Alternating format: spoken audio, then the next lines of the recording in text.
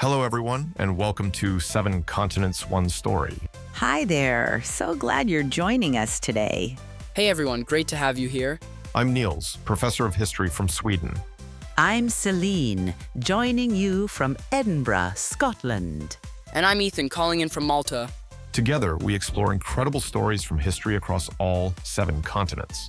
Every episode brings you a new journey through time. From ancient civilizations to modern moments that changed everything. So let's begin.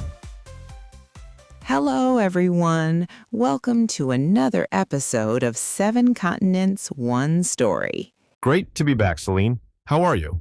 I'm wonderful, thanks. And Ethan, how are you doing today? I'm doing great. I've been reading about today's topic all week and it's so intense. Wonderful. I can feel this is going to be a powerful episode. This is one of those moments in history that changed everything. What have you got for us today, Nils? Celine, I'm glad you asked. I have something very special to show you both. Something that survived one of the most famous battles in American history. Right, Celine, I have a bet for you, €5. Oh no. What is it this time, Nils? I bet you can not identify the object I'm about to describe. Ethan, you can play too. Is this gonna be like the mystery artifact from last week? Because that was so cool. Even better. This one is soaked in blood and legend. Blood. That sounds ominous. Listen carefully. This object is made of silk. It is 33 inches long by 27 inches wide.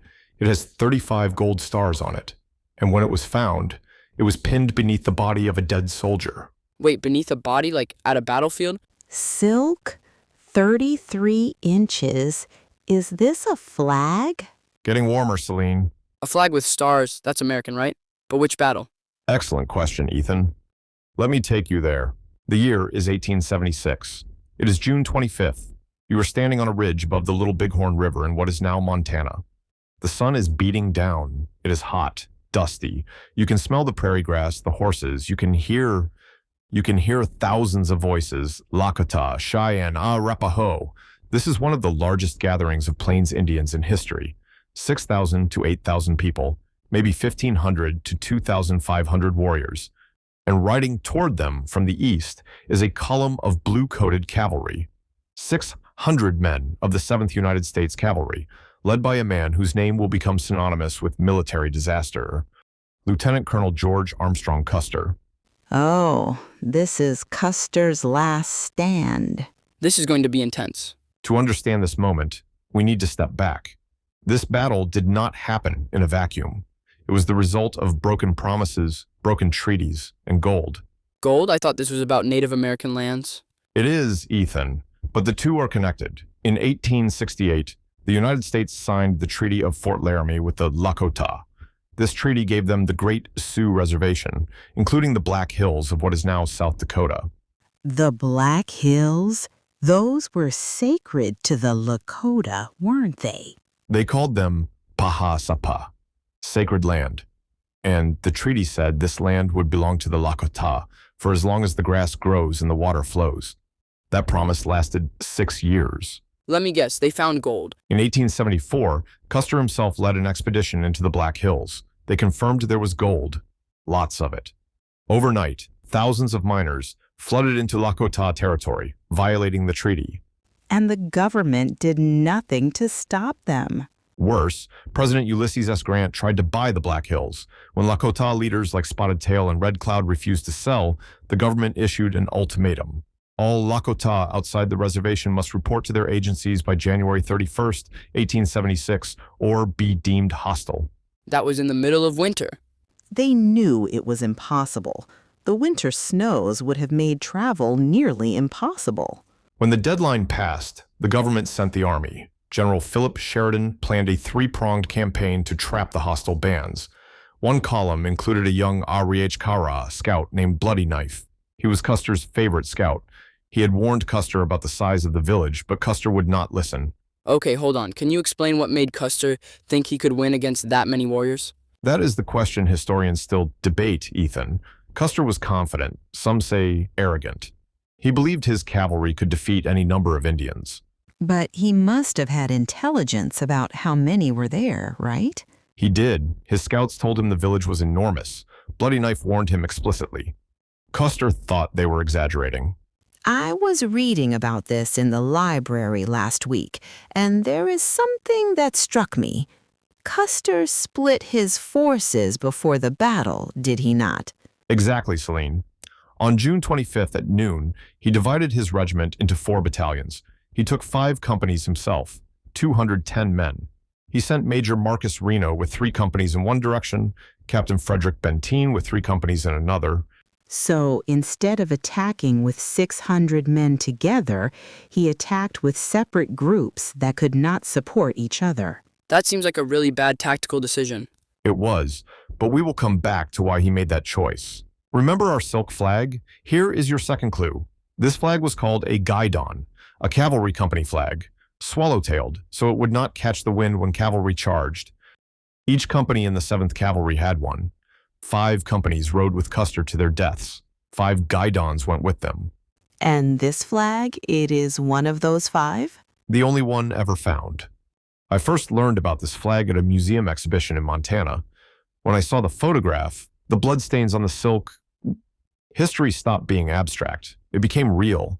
So Custer and those 200 men, what happened to them? We are about to find out. June 25th, 1876, early afternoon.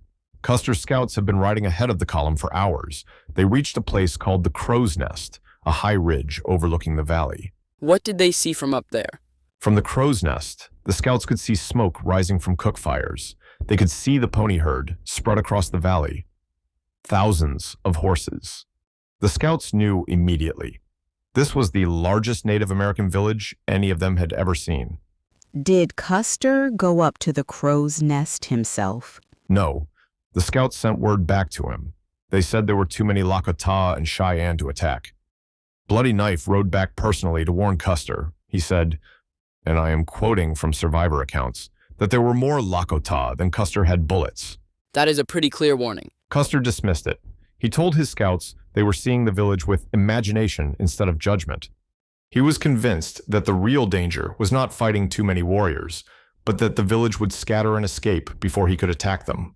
So he was worried they would run away, not that he would be outnumbered. Exactly. Custer's experience in previous campaigns was that Native American villages typically fled when attacked. He thought if he delayed, the opportunity would be lost. So he made a decision. They would attack immediately.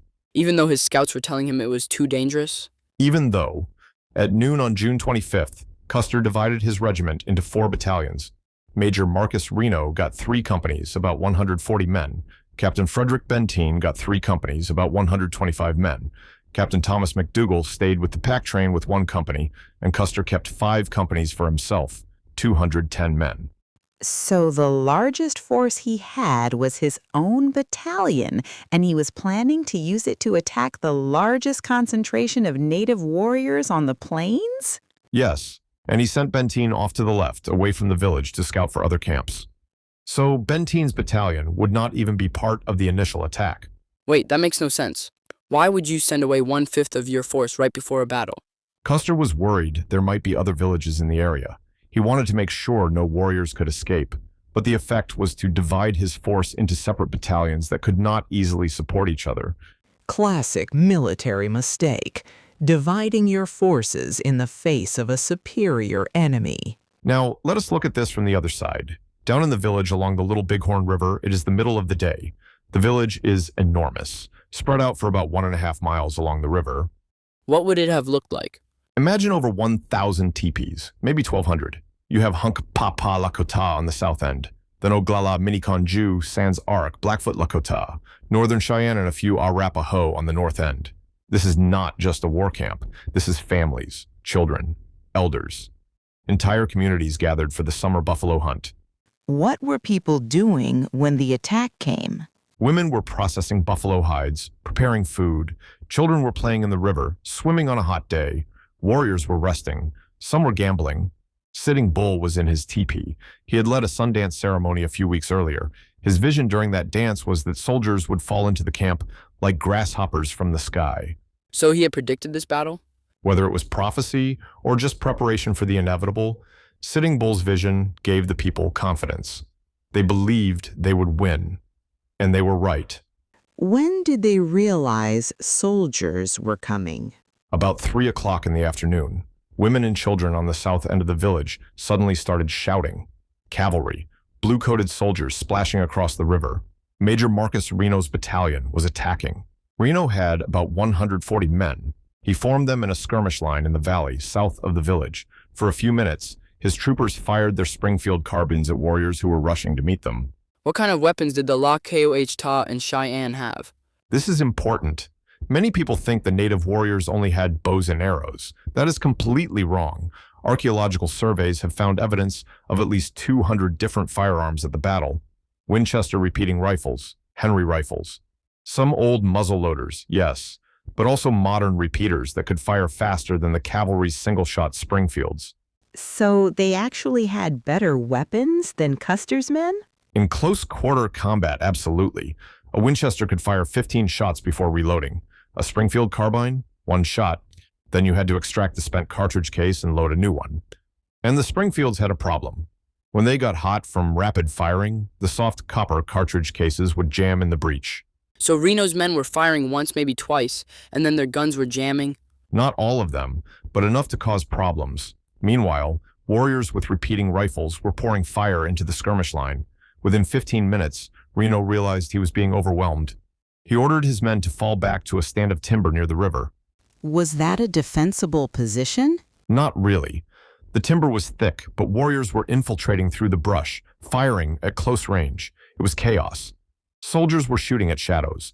Warriors were picking off troopers one by one, and that is when Bloody Knife died. Shot through the head standing next to Reno. Yes. Other Arikara scouts saw it happen.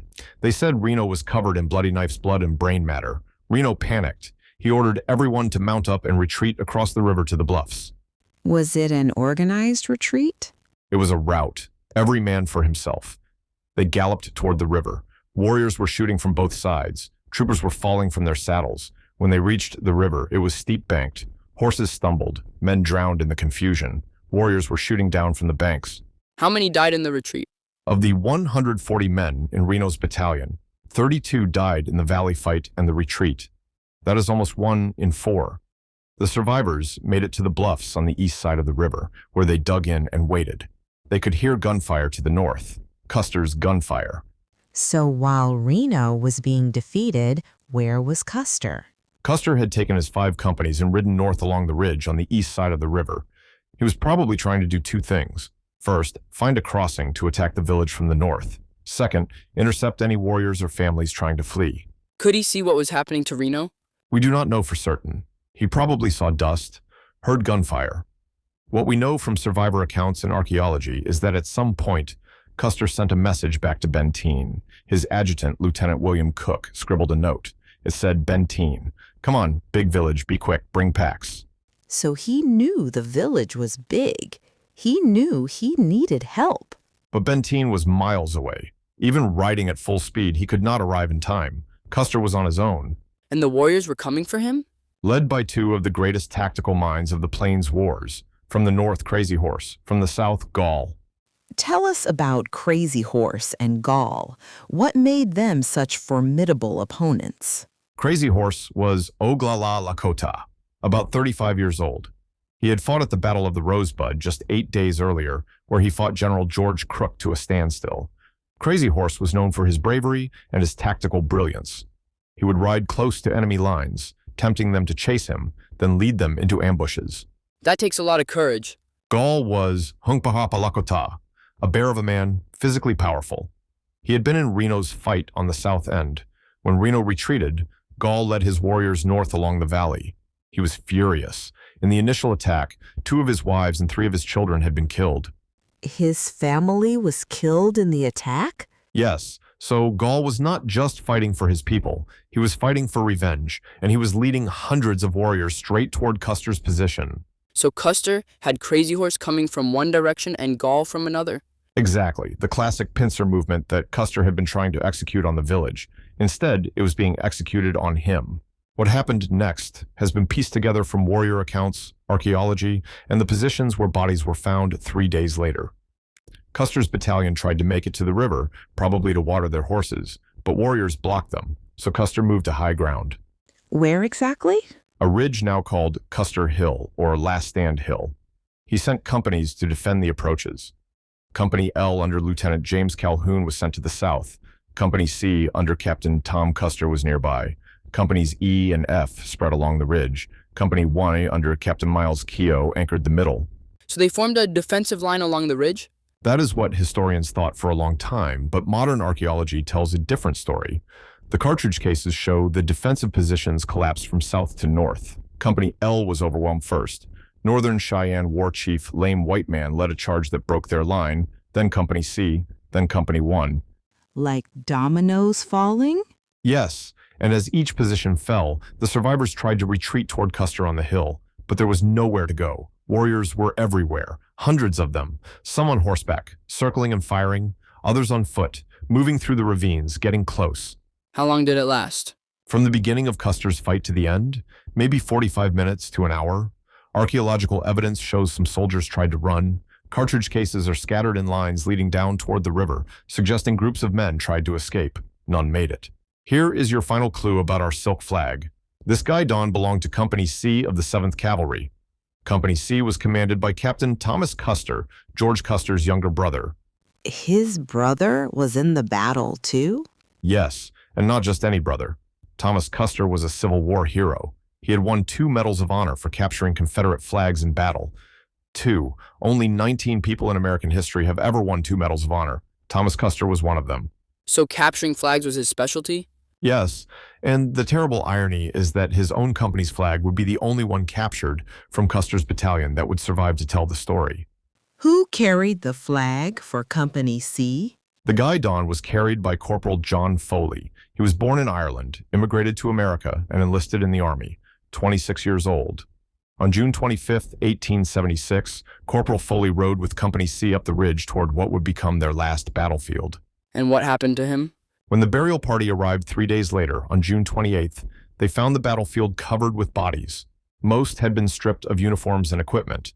The hot Montana sun had begun the terrible work of decomposition.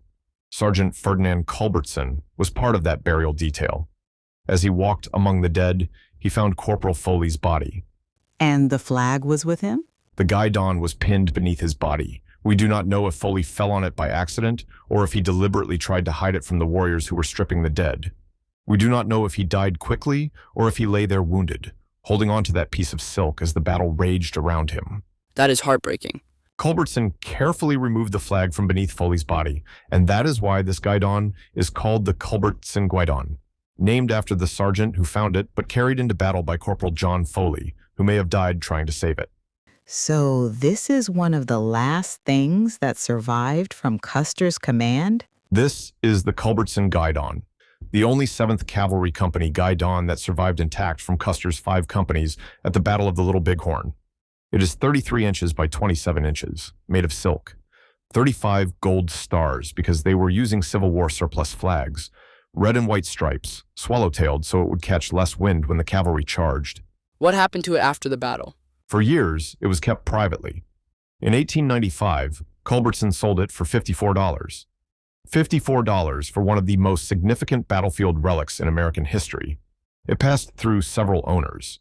At one point, it was displayed in museums, then it was stored away for decades in climate-controlled facilities. Is it still around? In 2010, the Culbertson Guidon was sold at auction by Sotheby's in New York. It sold for $2,200,000. $2 million for a flag.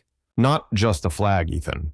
This flag flew over one of the most controversial battles in American history. This flag was carried by a man who died defending it. This flag has bloodstains on it, real blood from real men who bled and died on a Montana ridge 148 years ago. When I read about this flag, when I saw photographs of the holes torn in the silk, the faded red stripes, the gold stars, history stopped being abstract. It became real. And it reminds us that behind every great historical event are individual people. Corporal John Foley, Sergeant Ferdinand Culbertson, real men with real stories. Yes, the flag survived. They did not. So Custer's battalion is moving north along the ridge. They can see the massive village spread out below them in the valley. Massive, far larger than they expected. Archaeological evidence suggests his men began to panic even before the main fighting started. How can archaeologists tell that from what they find on the battlefield? This is fascinating, Celine. In the 1980s, there was a major prairie fire at Little Bighorn battlefield. Then after the fire, archaeologists could see the ground clearly.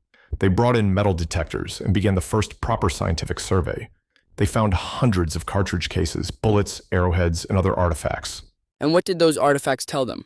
Each cartridge case has unique marks from the firing pin and extractor of the gun that fired it, like a fingerprint for each weapon.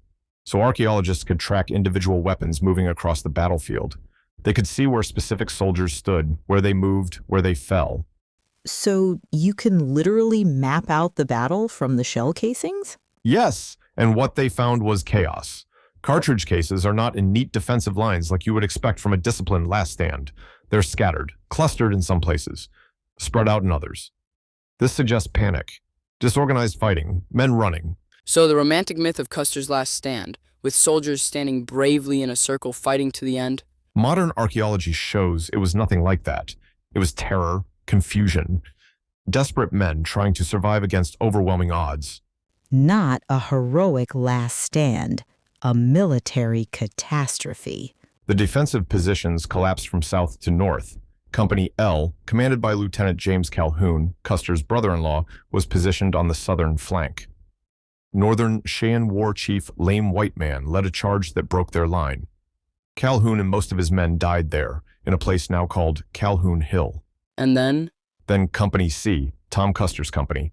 Remember, the company whose Guidon we just talked about. They tried to hold, but warriors were pouring up from the south now. Gaul and his Hunkpapa warriors furious, seeking revenge for his murdered family. Did any of them escape? No. Then Company 1, commanded by Captain Miles Keogh, tried to form a defensive position. Keogh was an Irish soldier of fortune who had fought in papal armies before coming to America. He died there, along with most of his men. His horse, Comanche, was the only living thing from the cavalry side found on Custer's field after the battle. A horse survived? Comanche was found badly wounded but alive. The army retired him with full honors. He became a symbol, the only survivor of Custer's last stand. So as each position fell, the survivors were being pushed back toward Custer? Yes, back toward the highest point of the ridge, where George Custer and the remnants of Companies E and F made their final stand. How many were left by then? Maybe 40 or 50 men, surrounded by hundreds of warriors. From the Lakota and Cheyenne accounts, the end came quickly. Warriors on horseback circling and firing. Warriors on foot moving through the ravines, getting close. The troopers were firing desperately. But many of their guns were jamming, the copper cartridge cases expanding in the hot barrels, refusing to extract. So even their weapons were failing them? Yes, and when the warriors made their final rush, it was over in minutes. 210 men, all dead, George Custer, his brothers Tom Custer and Boston Custer, his nephew Audie Reed, his brother-in-law James Calhoun, all the officers, all the enlisted men, all dead. In less than an hour? From start to finish, yes. And the warriors immediately began stripping the bodies, taking weapons, uniforms, equipment. The Guidons were prized trophies. All of them were taken except one, the one beneath Corporal Foley's body. It was a national shock. The telegraph wires carried the news east. Custer and 5 companies annihilated, no survivors. Newspapers across the country ran headlines about the massacre. Political opponents blamed the Grant administration. Some blamed Custer himself. Others blamed Reno for cowardice. What did the public think? Did they blame Custer or did they see him as a hero? That is the fascinating part, Ethan. Custer became both villain and martyr, depending on who you asked. Some saw him as a reckless glory hunter who threw away the lives of his men. Others saw him as a tragic hero who died fighting savages. His widow, Elizabeth Custer, spent the next 57 years shaping his image as a martyred hero. 57 years defending his reputation? She died in 1933 at age 90. She wrote 3 books about her husband. She gave countless lectures. She was very effective. For decades, the dominant narrative was Custer's heroic last stand to stand against overwhelming odds. So she basically created the myth we know today? Much of it, yes. Only in recent decades have historians begun to challenge that myth with archaeology, Native American oral histories, and critical analysis of the evidence. The reality is far more complex than either the hero or villain narrative. What happened to the Lakota and Cheyenne after the battle? The public outcry led to an immediate military response. The Army poured resources into the northern plains, more troops, better supplies, a determination to punish the tribes for Custer's defeat. Even though the tribes were defending themselves? Yes, within months, the Army forced the Lakota and Cheyenne back onto reservations. In August 1876, just 2 months after the battle, Congress passed what was cynically called the Sell-or-Starve Rider. The Lakota had to either sell the Black Hills and other territory or lose all government rations. So they were being extorted? Essentially, yes. Imagine your people have just won the greatest military victory in your history. You have proven your warriors can defeat the United States Army, and within weeks, you are being told, sign this paper giving up your sacred land or your children will starve. That is horrible. They had no choice. By 1877, the great buffalo herds were being systematically exterminated. The Army knew that destroying the buffalo would destroy the Plains Indian way of life. By the 1880s, the buffalo were nearly extinct. The traditional nomadic life was over. So Sitting Bull and Crazy Horse, the leaders who won the battle? Sitting Bull fled to Canada with his followers. He stayed there until 1881, when starvation forced him to return and surrender. He was later killed by Indian police in 1890 during the Ghost Dance movement. Crazy Horse surrendered in May 1877. He was killed in September of that year, bayoneted while in custody. The circumstances remain controversial. So they won the battle but lost everything anyway? Yes, within a generation, the world they fought to protect was gone. The Plains Indian Wars were over. The frontier was closed. The age of the cowboy and the cavalry was ending. So, what did we learn today? We learned about the Culbertson Guidon, a piece of silk that witnessed a catastrophe, and about the broken promises that led to war. But most importantly, we learned about Bloody Knife, the scout who told the truth and died for it. Bloody Knife gave Custer the truth. Custer chose not to hear it. Remember Bloody Knife. Remember the scout who told the truth and died for it. Remember the name. Hey, what did you think about this story? We would love to hear your thoughts in the comments. And if you do not want to miss any episodes, make sure to follow us or subscribe. You can also sign up for our email newsletter to stay updated on all our episodes.